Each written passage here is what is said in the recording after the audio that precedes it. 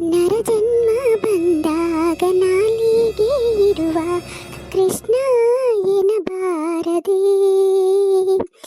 ಕೃಷ್ಣನ ನೆನೆದರೆ ಕಷ್ಟ ಬಂದಿಷ್ಟೆಲ್ಲ ಕೃಷ್ಣ ಎನಬಾರದೆ.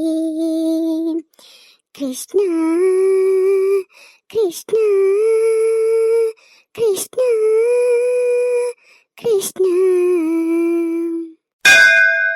ಅಯ್ಯಯ್ಯ ನೋಡು, ನಾನು ಪಾರಕ್ಗೆ ಅಜ್ಜಾರ್ ಬರಾಕತ್ತಾರವ, ಎಲ್ಲ ಅಡಿಗೆದ ರೆಡಿ ಆತನ ಅಂತ ಹೇಳಿ ಕೇಳಾಕ್ ಬಂದಾಕಿ ಪಾರಕ್ಕಂದು ಕೃಷ್ಣ ಕೃಷ್ಣ ಹಾಡು ಕೇಳ್ಕೊಂತ ಮೈ ಮರೆತು ಹಂಗ ನಿಂತ ಬಿಟ್ಟನಿ. ಮತ್ತು ಪ್ರೀತಿಯ ವೀಕ್ಷಕರಿಗೆ ನನ್ನ ಪ್ರೀತಿಯ ನಮಸ್ಕಾರಗಳು. ಎಲ್ಲರೂ ಹೆಂಗದಿರಿ? ಆರಾಮದಿರೇ? ಹಾಂ, ಮತ್ತು ನಮ್ಮ ವಿಡಿಯೋಗಳನ್ನು ನೀವು ನೋಡಾಕತ್ತೀರಿ. ನಿಮ್ಗೆ ವಿಡಿಯೋಗಳು ಇಷ್ಟ ಆಗಕತ್ತಿದ್ವು ಅಂತಂದ್ರೆ ಲೈಕ್ ಮಾಡಿರಿ, ನಿಮ್ಮ ಸ್ನೇಹಿತರಿಗೆ ಶೇರ್ ಮಾಡಿರಿ. ಹೊಸದಾಗೇನಾದರೂ ನಮ್ಮ ಚಾನಲನ್ನು ನೀವು ನೋಡಾಕತ್ತಿದ್ರಿ ಅಂತಂದ್ರೆ ಚಾನಲ್ಗೆ ಸಬ್ಸ್ಕ್ರೈಬ್ ಮಾಡ್ಕೊರಿ. ಬರ್ರಿ, ಪಾರಕ್ಕಂದ ಇವತ್ತ ಅಜ್ಜಾರ ಆದ್ರಾತಿಥ್ಯ ಹೆಂಗೆ ಮಾಡ್ತಾಳಂತ ಹೇಳಿ ನೋಡೋಣಂತ. ಪಾರಕ್ಕ, ಅಲ್ಲ ಪಾರಕ್ಕ, ನಿಂದು ಹಾಡು ಹೇಳೋದು, ಅಡುಗೆ ಮಾಡೋದು, ಪೂಜೆ ತಯಾರಿ ಎಲ್ಲ ಮುಗಿತನ? ಅಲ್ಲಿ ನೋಡಿದ್ರೆ ಅಜ್ಜಾರ್ ಬಂದು ಕುಂತಾರ. ಮತ್ತು ನಿಂದು ಎಲ್ಲ ರೆಡಿ ಆಗೈತಿ ಅಂತಂದ್ರೆ ಇವ್ರಿಗೆ ಕರ್ಕೊಂಬರಾಕಿ ಹೇಳ್ತಾನಂತ. ಹ್ಞೂ ಹ್ಞೂ ಹ್ಞೂ, ಅಡಿಗೆ ಎಲ್ಲ ಮುಗೀತು ನೋಡು. ಬ್ಯಾಳಿಗೆ ಹಾಕಿ ಕಡುಬು ಮಾಡಿದ್ದೆ. ಅಜ್ಜಾರು ಮತ್ತು ಕರೆದಿ ತಿಂತಾರ ಇಲ್ಲ ಅಂತ ಹೇಳಿ ಒಂದೆರಡು ಹೋಳಿಗೆನೂ ಮಾಡೇ ಬಿಟ್ಟನೆ. ಮತ್ತು ಅಕ್ಕಿ ಹುಗ್ಗಿ, ಅನ್ನ ಸಾರು, ಎರಡು ಥರದ ಪಲ್ಯ, ಚಟ್ನಿ, ಮತ್ತು ಇದನ್ನು ಮಾಡೇನಿ, ಏನದು ಅಕ್ಕಿ ಹುಗ್ಗಿನೂ ಮಾಡಿಟ್ಟನಿ. ಹಪ್ಪಳ, ಶಾಂಡ್ಗಿ, ಮೆಣಸಿನ್ಕಾಯಿ ಕರೆದಿಟ್ಟನಿ. ಒಂದೆರಡು ಬಜಿನೂ ಮಾಡಿಬಿಟ್ಟನಿ. ಮತ್ತೇನಾರ ಮರ್ತೇನೇನ? ಯವ್ವ ಪಾರಕ, ಅಜ್ಜಾರು ಇದು ಬೇಕು ಅದು ಬೇಕು ಅಂತ ಹೇಳಿ ಅದನ್ನೇ ಎದ್ದೆನಿಸಂಗಿಲ್ಲ. ನಾವು ದೇವ್ರ ಪ್ರಸಾದಕ್ಕೆ ಏನು ಎಡೆ ಹಾಕಿರ್ತೀವಲ್ಲ ಅದನ್ನ ಶಿವಾರ್ಪಣ ಮಸ್ತು ಅಂತ ಹೇಳಿ ಸ್ವೀಕರಿಸ್ಬಿಡ್ತಾರೆ ನೋಡು. ಹ್ಞೂ ಆಯ್ತು, ಹಂಗಂತಂದ್ರೆ ಅಜ್ಜಾರನ್ನ ಕರ್ಕೊಂಡು ಬಂದ್ಬಿಡ ಅಂತ ಹೇಳಿ. ನಾವೇನು ಇಲ್ಲೇ ಅದಾನ, ಪೂಜಾಕ ಕಂಬಳಿ ಅದ ಹಾಸಿ ಎಲ್ಲ ರೆಡಿ ಮಾಡಿಬಿಡ್ತೀವಿ. ಅವ್ವ ತಾಯಿ, ಹೆಣ್ಮಕ್ಳು ಮನಿನ ಭಾಳ ಸ್ವಚ್ಛ ಇಟ್ಕೋಬೇಕಂತ. ಮನೆ ಸ್ವಚ್ಛ ಇತ್ತಂತಂದ್ರೆ ಮನಸ್ಸು ಭಾಳ ಪರಿಶುದ್ಧ ಇರ್ತೈತೆ ಅಂತ. ನೋಡ, ಮನಿನ ಎಷ್ಟು ಚಂದ ಇಟ್ಟಿದ್ದಿ, ಪೂಜಾನ ಎಷ್ಟು ಚಂದ ಮಾಡಿದ್ದಿ. ಅಪ್ಪ ಶರಣ ಬಸಪ್ಪ ನಿನ್ನ ಕಷ್ಟ ಎಲ್ಲ ಪರಿಹರಿಸಿ ನಿನಗೆ ಒಳ್ಳೇದು ಮಾಡಲಿ. ಒಂದು ಮಂಗಳಾರತಿ ಹೇಳ್ತಾಯಿನ್ನ. ಮಂಗಳಾರುತಿ ತಂದು ಬೆಳಗಿರಿ ಅಂಬುಜಾಕ್ಷನ ರಾಣಿಗೆ, ಮಂಗಳಾರುತಿ ತಂದು ಬೆಳಗಿ ಅಂಬುಜಾಕ್ಷನ ರಾಣಿಗೆ, ಇಂದು ವದನೆಯರೆಲ್ಲ ಕೂಡಿ ಮಂಗಳಾರುತಿ ಮಾಡಿರೆ, ಇಂದು ವದನೆಯರೆಲ್ಲ ಕೂಡಿ ಮಂಗಳಾರುತಿ ಮಾಡಿರೆ, ಮಂಗಳಾರುತಿ ತಂದು ಬೆಳಗಿರಿ ಅಂಬುಜಾಕ್ಷನ ರಾಣಿಗೆ. ಪ್ರಸಾದ ತಗೋರಿ.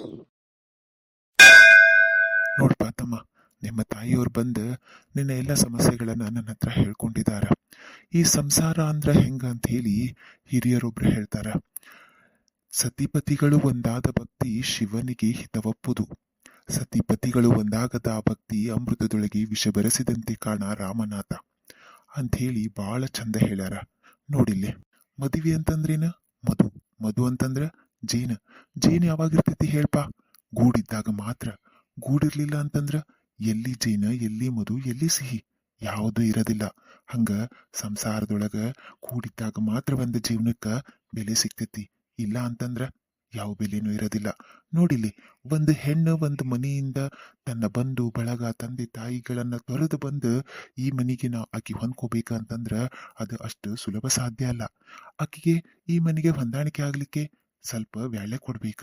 ಅಂದಾಗ ಆಕಿ ಇಲ್ಲಿ ಜನಗಳ ಮನಸ್ಸನ್ನ ಅರ್ಥ ಮಾಡ್ಕೊಂತಾಳ. ಈ ಮನೆ ಒಳಗ ತಾನು ಒಬ್ಬೇಕೆ ಅಂತ ಹೇಳಿ ಅರ್ಥ ಮಾಡ್ಕೊಂಡು ಜೀವನವನ್ನ ಸಾಗಿಸ್ತಾಳ. ಅಲ್ಲಿವರೆಗೂ ನಾವು ಆಕಿಗೆ ಏನೋ ಒಂದು ಬೆಂಬಲ ಕೊಡ್ಬೇಕ. ಅಂದಾಗ ಮಾತ್ರ ಆಕೆ ಹೊಂದಾಣಿಕೆ ಮಾಡ್ಲಿಕ್ಕೆ ಸಾಧ್ಯ ಆಕತಿ. ಆಮೇಲೆ ಸತಿಪತಿಗಳು ಅಂತಂದ್ರ ಕೇವಲ ದೇಹ ಹೊಂದಾಣಿಕೆ ಆಗೋದಲ್ಲ, ಮನಸ್ಸುಗಳ ಅರ್ಥ ಮಾಡ್ಕೋಬೇಕು. ಮದುವೆ ಅಂತಂದ್ರ ಹೃದಯಗಳ ಸಮ್ಮಿಲನ ಅಂತ ಹೇಳ್ತಾರ. ನೋಡಿಲ್ಲಿ, ಆಕೆ ಮನಸ್ಸನ್ನ ನೀನು ಅರ್ಥ ಮಾಡ್ಕೊ, ನಿನ್ನ ಮನಸ್ಸನ್ನ ಆಕೆಗೂ ಅರ್ಥ ಮಾಡ್ಕೊಳ್ಳಿಕ್ಕೆ ಅವಕಾಶ ಮಾಡಿಕೊಡು. ಹೋಗ, ಆಕೆ ಇರೋ ಅಲ್ಲಿಗೆ ಹೋಗಿ ಆಕೆ ಜೊತೆಗೆ ಕುತ್ಕೊಂಡ ಮಾತಾಡಿ ಆಕಿನ ಕರ್ಕೊಂಡ್ ಬಂದು ಹೊಂದಾಣಿಕೆ ಮಾಡ್ಕೊಂಡು ಸಂಸಾರವನ್ನ ಸಾಗಿಸ್ರಿ. ತಂದೆ ಶರಣ ಬಸಪ್ಪ ನಿನಗ ಒಳ್ಳೇದ್ ಮಾಡ್ಲಿ. ಹೋಗಿ ಬಾ ಮಗನ. ಆಯ್ತು ಅಜ್ಜಾರ, ಹಂಗ ಮಾಡ್ತೀನಿ. ಎಲ್ಲ ನಿಮ್ಮ ಆಶೀರ್ವಾದ. ಆತನ ಪರಕ ಪೂಜೆ ಪ್ರಸಾದ ಎಲ್ಲ ತಗೊಂಡ್ರೆ ಅಜ್ಜಾರ?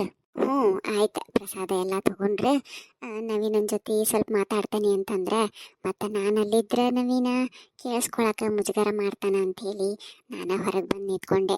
ಹ್ಞೂ ಚಲೋ ಆತ್ ಬಿಡವಾ. ಪರಕ ಮತ್ತು ನಾನು ಅಜ್ಜಾರನ್ನ ವಿನಾಯಕ ಕರ್ಕೊಂಡು ಹೋದ್ರಾತಂತ ಹೇಳಿ ಬಂದಿದ್ದೆ. ಅವರು ನಮ್ಮ ಮನೆಗೆ ಬಂದು ಆಶೀರ್ವಾದ ಮಾಡಿದ್ರೆ ನನ್ನ ಮಕ್ಕಳು ಚಲೋ ಅಭ್ಯಾಸ ಪಡ್ಕೊಂಡು ಒಳ್ಳೆ ನೌಕರಿ ಸೇರ್ತಾರೆ ಮತ್ತು ನಮಗೂ ಒಳ್ಳೇದಾಕತಿ ಅನ್ನೋದು ಏನವ ಒಂದು ಸಣ್ಣ ಆಸೆ. ಅದಕ್ಕೆ ಅವ್ರನ್ನ ಕರ್ಕೊಂಡು ಹೋಗಿ ನಾನು ಅವ್ರ ಸೇವೆ ಮಾಡ್ಬೇಕಂತ ಅನ್ಕೊಂಡೇನೆ. ಆತನ ಸ್ವಲ್ಪ ಜಲ್ದಿನ ಕಳಿಸ್ಕೊಟ್ಬಿಡು.